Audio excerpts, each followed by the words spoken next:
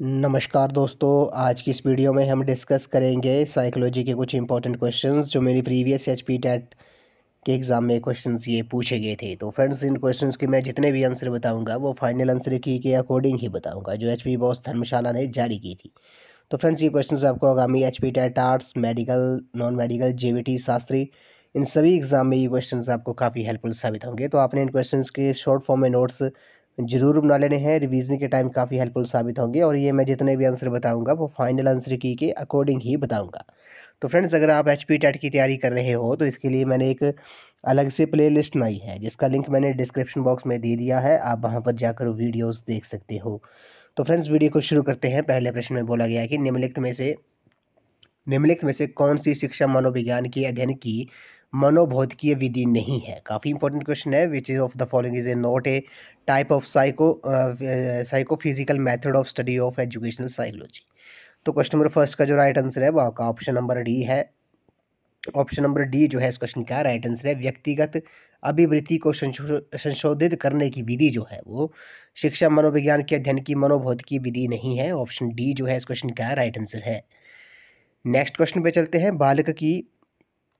बालक की अनुबंधित उद्दीपक के समान अन्य उद्दीपकों के प्रति समान अनुक्रियाओं की प्रवृत्ति डैश है। Child tendency to respond similarly to stimulus that are similar to conditioned stimuluses. तो काफ़ी इंपॉर्टेंट क्वेश्चन है। बालक की जो अनुबंधित उद्दीपक के समान अन्य उद्दीपकों के प्रति समान अनुक्रिया की प्रवृत्ति है। तो इस क्वेश्चन का जो राइट आंसर है वो आपका ऑप्शन नंबर सी है। सामान्यकरण जो है, जनरलाइजेशन जो है इस क्वेश्चन का राइट आंसर है। क्वेश्चन नंबर 3 पे चलते हैं। क्वेश्चन नंबर 3 में बोला गया है कि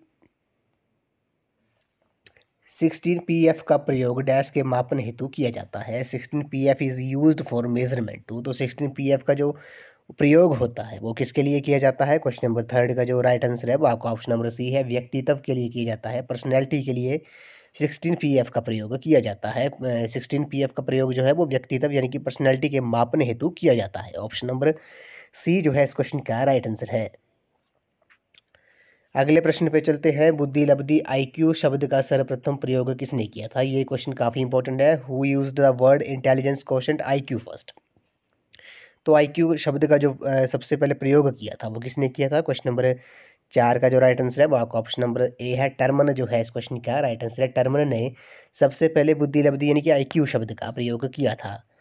क्वेश्चन नंबर 5 पे चलते हैं। व्यक्तित्व का द्विकारक सिद्धांत किसने दिया। Who propagated two factor theory of personality. तो two factor theory of personality जो थी वो किसने दी थी। क्वेश्चन नंबर 5 का जो राइट आंसर है वो आपका ऑप्शन नंबर सी है। स्पेयरमैन जो है इस क्वेश्चन का राइट आंसर है। स्पेयरमैन ने व्यक्तित्व का द्विकारक सिद्धांत दिया था। ऑप्शन सी जो है इस क्वेश्चन का राइट आंसर है। क्वेश्चन नंबर 6 पे चलते हैं। निम्नलिखित में से कौन सा अधिगम के धनात्मक स्थानांतरण का प्रकार नहीं है। Which of the following is not A type of positive transfer of learning. तो कौन सा अधिगम के धनात्मक यानी कि पॉजिटिव स्थानांतरण का प्रकार नहीं है। क्वेश्चन नंबर 6 का जो राइट आंसर है वो आपका ऑप्शन नंबर डी है। शून्य स्थानांतरण जो है, जीरो ट्रांसफर जो है इस क्वेश्चन का राइट आंसर है। क्वेश्चन नंबर 7 पे चलते हैं। बुद्धि लब्धि निकालने का सही फॉर्मूला क्या है। ये क्वेश्चन काफ़ी इंपॉर्टेंट क्वेश्चन है। Correct formula to calculate IQ. तो आईक्यू निकालने के लिए जो करेक्ट फॉर्मूला है वो कौन सा है। क्वेश्चन नंबर 7 का जो राइट आंसर है वो आपका ऑप्शन नंबर बी है। मानसिक आयु अपॉन वास्तविक आयु गुणा 100 जो है, mental as upon chronological S multiply by 100 जो है वो आपका आईक्यू निकालने का सही फॉर्मूला है, सही सूत्र है। ऑप्शन नंबर बी जो है इस क्वेश्चन का राइट आंसर है। ये आपने याद रखना है। एम ए से mental as upon chronological age और मल्टीप्लाई 100 इस क्वेश्चन का राइट आंसर है।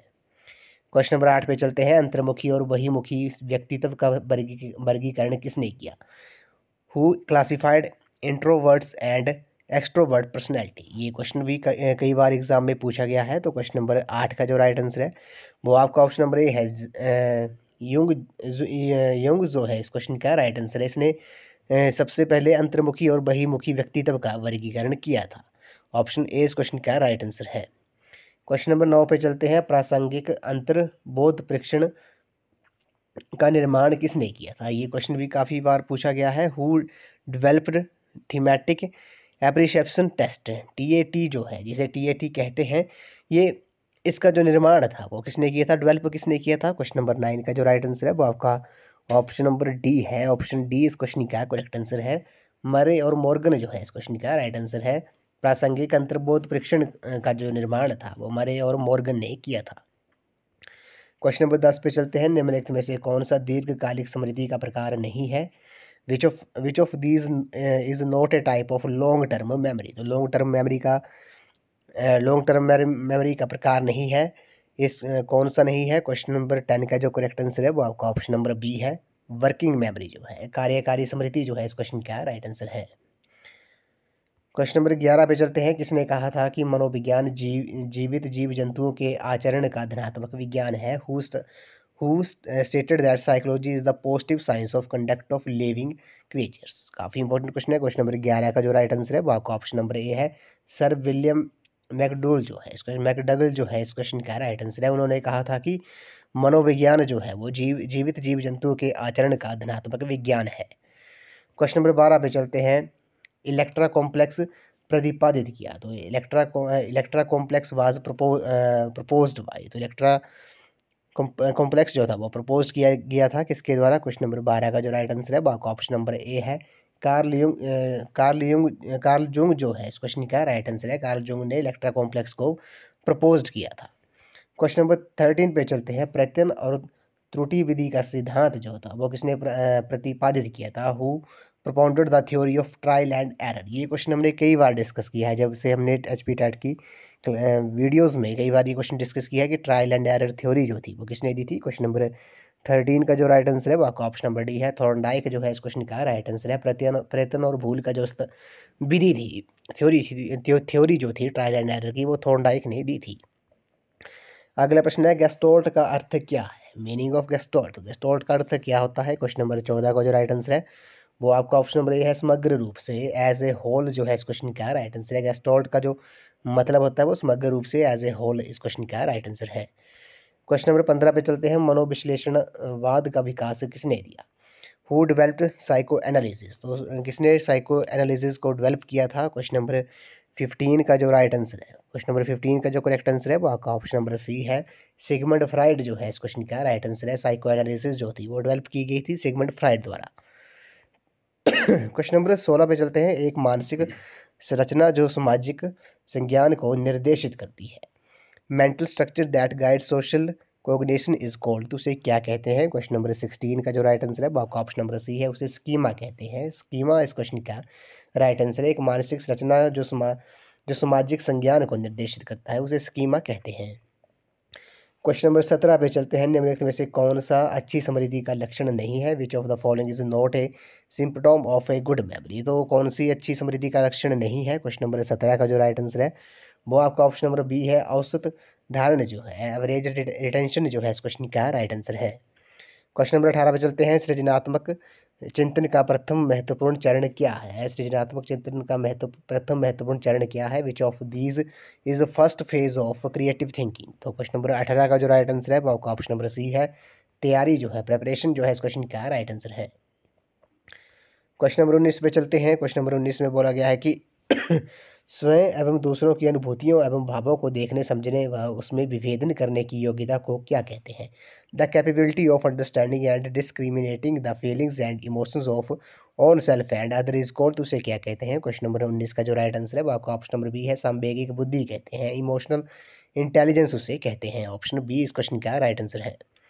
क्वेश्चन नंबर 20 पे चलते हैं। प्रचलित योजनाओं में नई जानकारी जोड़ने को किस नाम से जाना जाता है? Feeling new information into existing schemes is known as. तो उसे क्या कहते हैं? क्वेश्चन नंबर 20 का जो राइट आंसर है वो आपका ऑप्शन नंबर बी है, आत्मसातकरण जो है, सिविलाइजेशन उसे कहते हैं। ऑप्शन बी जो है इस क्वेश्चन का करेक्ट आंसर है। प्रचलित योजनाओं में नई जानकारी जोड़ने को आत्मसातकरण यानी कि असिमिलेशन के नाम से जाना जाता है। क्वेश्चन नंबर 21 पे चलते हैं। सामान्यता नकारात्मक अभिवृत्ति वाला पूर्व निर्णय जो असत्यापित होता है क्या कहलाता है? Pre judgement usually a negative attitude that is unverified is called. तो उसे क्या कहते हैं? क्वेश्चन नंबर 21 का जो राइट आंसर है वो आपका ऑप्शन नंबर सी है, पूर्वाग्रह उसे कहते हैं। क्वेश्चन नंबर 22 पे चलते हैं। निम्नलिखित में से कौन सा एक संवेग है? Which of one of the following is as emotion. Emotion क्या है इनमें बताना है। क्वेश्चन नंबर 22 का जो राइट आंसर है वो आपका ऑप्शन नंबर बी है, फियर जो है, डर जो है वो एक संवेग है, वो एक इमोशन है। ऑप्शन बी इस क्वेश्चन का करेक्ट आंसर है। क्वेश्चन नंबर 23 पे चलते हैं। चालक सिद्धांत जो है, ड्राइव थ्योरी जो है वो संबंधित है। तो drive theory is related with, तो ड्राइव थ्योरी किससे संबंधित है? क्वेश्चन नंबर 23 का जो राइट आंसर है, क्वेश्चन नंबर 23 का जो करेक्ट आंसर है वो आपका ऑप्शन नंबर सी है। मोटिवेशन जो है, अभिप्रेरणा से ये संबंधित है। ऑप्शन सी इस क्वेश्चन का राइट आंसर है। चालक सिद्धांत जो है, ड्राइव थ्योरी जो है वो संबंधित है अभिप्रेरणा से। Drive theory is related with motivation. Question number 24 पे चलते हैं। वंचित समूहों के विद्यार्थियों को सामान्य विद्यार्थियों के साथ साथ पढ़ाना चाहिए, इसका अभिप्राय है। Students of disadvantage group should be tough to along with the normal student it's implies. तो इसे क्या उसका अभिप्राय क्या है? क्वेश्चन नंबर 24 का जो राइट आंसर है वो आपका ऑप्शन नंबर डी है। समावेशी शिक्षा जो है, इंक्लूसिव एजुकेशन इस क्वेश्चन का राइट आंसर है।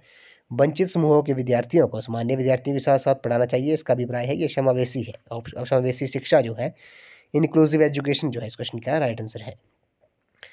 क्वेश्चन नंबर 25 पे चलते हैं। निम्नलिखित में से कौन सा प्रयोगात्मक विधि का सर्वाधिक आवश्यक अवयव है? Which of the following is the most essential component of experimental method? तो क्वेश्चन नंबर 25 का जो राइट आंसर है वो आपका ऑप्शन नंबर सी है। नियंत्रित परिस्थितियां जो है, कंट्रोल्ड कंडीशंस जो है इस क्वेश्चन का राइट आंसर है। तो फ्रेंड्स, इन क्वेश्चंस के मैं जितने भी आंसर बता रहा हूँ वो आपको फाइनल आंसर की के अकॉर्डिंग ही बता रहा हूँ, तो आपने इन क्वेश्चंस के शॉर्ट फॉर्म में नोट्स जरूर बना लेने हैं। नेक्स्ट क्वेश्चन है। निम्न में से कौन सी विधि विशेष योग्यता आवश्यकताओं वाले बच्चों के अध्ययन में सहायक है? Which of the following methods helps to study children with special needs? तो क्वेश्चन नंबर 26 का जो राइट आंसर है वो आपका ऑप्शन नंबर सी डी है। केस स्टडी मेथड जो है, केस स्टडी मेथड यानी कि व्यक्ति अध्ययन जो है इस क्वेश्चन का राइट आंसर है। केस स्टडी विधि जो है वो विशेष योग्यता आवश्यकताओं वाले बच्चों के अध्ययन में सहायक है। क्वेश्चन नंबर 27 पे चलते हैं। कॉल वर्ग के सिद्धांत के योगदान के रूप में निम्नलिखित में से किसे माना जाता है? Which one of the following can be considered as contribution of Kohlberg theory? तो क्वेश्चन नंबर 27 का जो राइट आंसर है वो आपका ऑप्शन नंबर ए है। उनके सिद्धांत के संज्ञानात्मक परिपक्वता और नैतिक परिपक्वता के बीच एक संबंध का समर्थन किया है। His theory has spotted an association between cognitive maturity and moral maturity जो है इस क्वेश्चन का राइट आंसर है। क्वेश्चन नंबर 28 पे चलते हैं। मानव विकास में कौन सा कारक महत्वपूर्ण है? तो which factor is important in human development? तो इस क्वेश्चन का जो करेक्ट आंसर है क्वेश्चन नंबर 28 का ऑप्शन नंबर सी जो है। आनुवंशिकता और पर्यावरण जो है, heredity and environment is important in human development. ये जो फैक्टर है हेरिडिटी और इन्वायरमेंट का, ये काफ़ी इंपॉर्टेंट है ह्यूमन डेवलपमेंट में, मानव विकास में। क्वेश्चन नंबर 29 पे चलते हैं। क्वेश्चन नंबर 29 में बोला गया है कि पेवलोव के अनुबंधन सिद्धांत में अनुबंधित उद्दीपक है। काफ़ी इंपॉर्टेंट क्वेश्चन है। The conditional stimulus in Pavlov conditioning is? तो क्वेश्चन नंबर 29 का जो राइट आंसर है वो आपका ऑप्शन नंबर ए है। बेल जो है, घंटी जो है इस क्वेश्चन का राइट आंसर है। पेवलोव के अनुबंधन सिद्धांत में कंडीशनल स्टिमुलस, पेवलोव की the conditional stimulus in Pavlov conditioning is, तो पेवलोव के अनुबंधन सिद्धांत में अनुबंधित उद्दीपक क्या है? वो बेल है, वो घंटी है। इस वीडियो का लास्ट क्वेश्चन है। इसमें बोला गया कि व्यक्तित्व परीक्षण का इनमें से कौन सी प्रक्षेपी विधि नहीं है? Which method is not a projective method for personality measurement?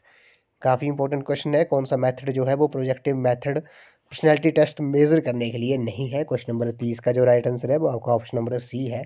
प्रश्नावली जो है, क्वेश्चनेटिव जो है इस क्वेश्चन का राइट आंसर है। प्रश्नावली जो है वो व्यक्तित्व परीक्षण का इनमें से प्रक्षेपी विधि नहीं है। ये जो मैथड है वो note A projective method for personality measurement, personality measurement के लिए प्रश्नावली जो है वो मेथड नहीं है। ऑप्शन सी इस क्वेश्चन का राइट आंसर है।